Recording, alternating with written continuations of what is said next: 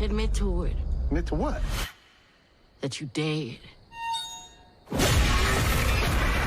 Hey guys, Society Reviews here, my review of the film Sinners. It seems like every year a film comes out that audiences have to pretend like it's a great movie in order to show solidarity to a certain race or demographic. The danger of this style of thinking is that many mainstream critics have been too afraid to call a bad product bad because in their mindset, agreeing with the criticism of a project makes them not an ally to a certain group of people.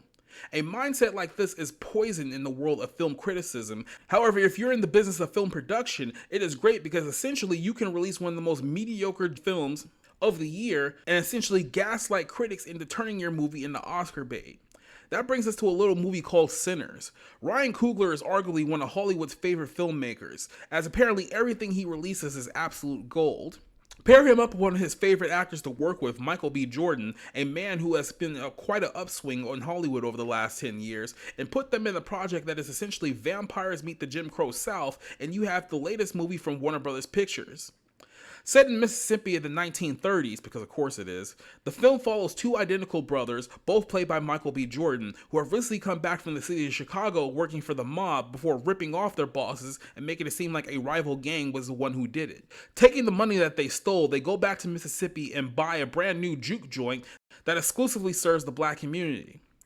After buying the property from members of the KKK, the brothers get ready for their brand new opening and invite all the black community in town to join them. Unknown to our protagonists, however, a growing threat of white vampires have been ravaging the land and threatens to turn their opening night into a night full of nightmares that they will remember and relive forever. First thing first, Sinners is certainly not a bad movie.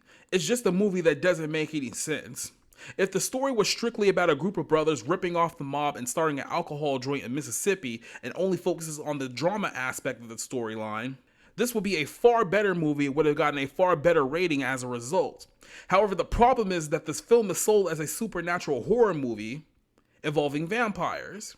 But when said vampires don't arrive to nearly the 2-hour mark of the film, meaning the film in a lot of ways is a giant bait and switch. Not only is the supernatural element pointless, but it goes against the entire narrative that had been laid out for the film in the first 2/3 of the movie. The acting is not what hurts this film. A veteran cast of actors along with standout performances from Haley Steinfeld and Michael B. Jordan is certainly a checkbox in the winning column for the movie. The problem is the story structure and its complete lack of cohesion putting it all together.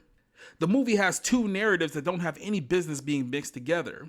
Of course, the film references 1930s America in the context of racism, which is meant to evoke emotions that America today is basically just as racially divided as it was in the 30s.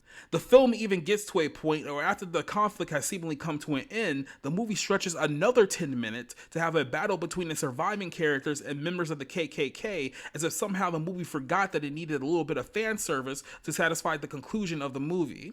The film is drenched in aspects of African paganism, witchcraft, and other spiritual practices that is meant to connect African Americans to a foreign culture disguised as their own. And in many ways, deception is the key theme of this movie. Sinners is not what you were promised and is not what it was marketed, but it's something that is perfectly subversive in the eyes of the so-called modern audience that loves so-called entertainment that subverts expectations rather than deliver what was promised. Sinners is not a horrible movie, but it's also not the movie the echo chamber of social media has presented as well. The truth is somewhere in the middle, which is why this film gets a 2.5 out of 5. I've been all over this world. I ain't ever seen no demons, no ghosts,